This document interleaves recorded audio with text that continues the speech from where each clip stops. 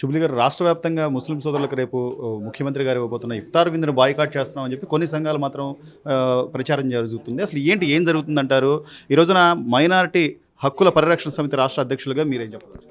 Sir చూడండి, ఎవరైతే మీరు నిన్న మీడియా సమావేశం ఎవరైతే ఏర్పాటు చేశారో ప్రజా సంఘాలు వాళ్ళ గురించి మాట్లాడుతున్నారు.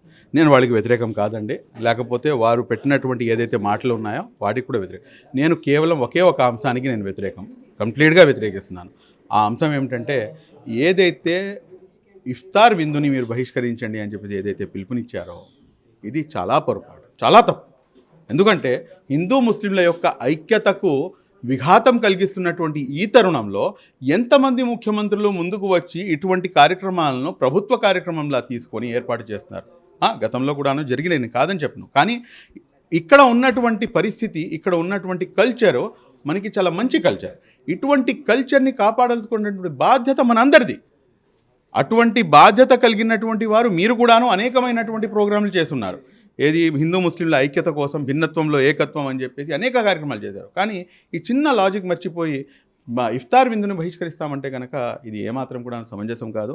ఈ రోజున వైసీపీ ఎప్పుడైతే నల్ల చట్టాలను తీసుకొచ్చిందో, ఆ నల్ల చట్టాలు అంటే ఇంతకుముందు సిఏఏ బిల్ కానివ్వండి, లేకపోతే వ్యవసాయానికి సంబంధించినటువంటి బిల్ కానివ్వండి, లేకపోతే ఇన్స్టెంట్ ట్రిపుల్ తలాక్ బిల్ కానివ్వండి, లేకపోతే ఆర్టికల్ 370 కానివ్వండి, అనేకమైనటువంటి ముస్లింకి సంబంధించినటువంటి చట్టాలు తీసుకొచ్చినప్పుడు ఎన్డీఏలో భాగస్వామ్యం అయ్యి ఉండకపోయినా కూడా కానీ పూర్తిగా దాసోహంగా ఉన్నటువంటి వైఎస్ఆర్ కాంగ్రెస్ పార్టీ అదేవిధంగా గతంలో 2023లో వక్ఫ్ రిపీల్ బిల్ అనేది తీసుకొస్తే దానికి 11 మంది వైసీపీ ఎంపీలు సపోర్ట్ చేసి, ఈ రోజున మీరేమో దానికి వ్యతిరేకంగా మేము వక్ఫ్ బోర్డు బిల్కి మేము వ్యతిరేకిస్తాము, మేము అసెంబ్లీలో చీల్చేస్తాము, చెండాడెత్తాము అంటే ఆ రోజు ఏమైంది?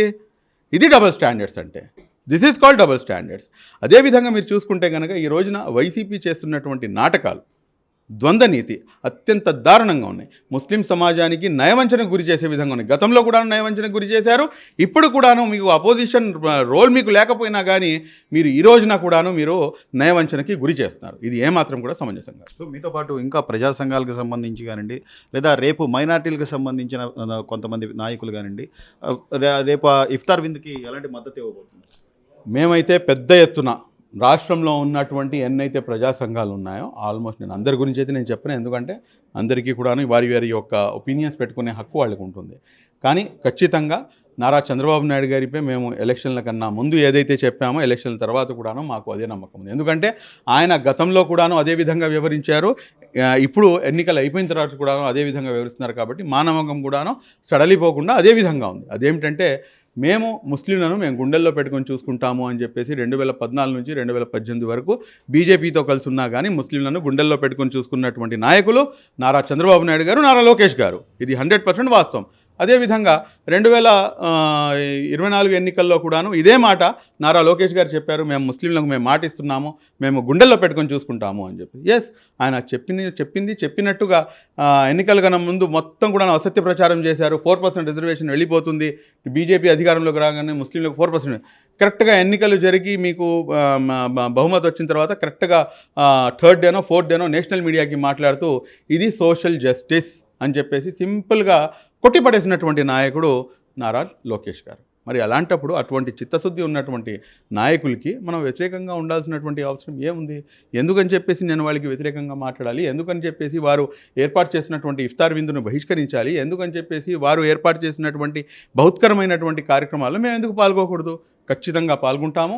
మాతో పాటు రాష్ట్రంలో ఉన్నటువంటి 50 మంది ముస్లింలందరికీ కూడాను పాల్గొనాలి అని చెప్పేసి మేము పిలుపునిస్తాం. సో చివరిగా సార్, అంటే ఆర్టికల్ 4 కానివ్వండి, లేకపోతే పార్లమెంట్లో ఎంపీ లావు శ్రీకృష్ణదేవరాయలు గారు లేవనెత్తున్న అంశాలు కానివ్వండి, ఇవన్నీ స్పష్టంగా కనిపిస్తున్నప్పటికీ కూడా ఇంత పెద్ద పండుగ, పవిత్రమైన పండుగ ముందు ఇలాంటి రాజకీయపరమైనటువంటి అంశాలను తెర మీదకి తీసుకురావడానికి ఎలా చూడాలి?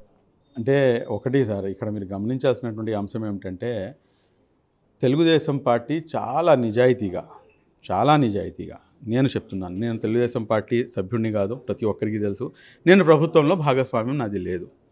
కానీ మనకి ఆయన చేస్తున్నటువంటి ఏదైతే పనుందో ఈ రోజున జేపీసీకి వెళ్ళిందంటే బాబు గారి వల్ల జేపీసీకి వెళ్ళింది. ఈ రోజున వక్ఫ్ అమెండ్మెంట్ యాక్ట్ ఏదైతే ఉందో ఆ యాక్ట్ 944 పేజీలు. నాకు తెలిసి ఈ రాష్ట్రంలో ఎవరైనా చదివారా లేదా నాకైతే తెలియదు.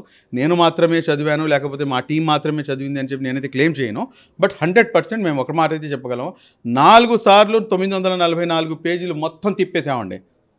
50% ఏదైతే మాకు ఉన్నటువంటి కన్సర్న్స్ ఉన్నాయో వాటిని తెలుగుదేశం పార్టీ వాటిని లావు కృష్ణదేవరాయలు గారి ద్వారా నారా చంద్రబాబు నాయుడు గారు, నారా లోకేష్ గారు, అదేవిధంగా మన మైనార్టీ మంత్రివర్యులు ఎన్ఎండి ఫారూక్ గారు చాలా స్పష్టంగా దానికి మనకి అనుకూలంగా తీసుకుని రావడం జరిగింది. ఇంకా కొన్ని అంశాలు ఉన్నాయి. ఆ అంశాలపై కూడాను మేము వారితో మాట్లాడడం జరుగుతుంది. ఖచ్చితంగా మాకు నమ్మకం ఉంది, ఖచ్చితంగా వీటిపై కూడాను ఒక మంచి విధంగానే దీనికి ఒక కంక్లూజన్ ఇస్తారు అని చెప్పేసి.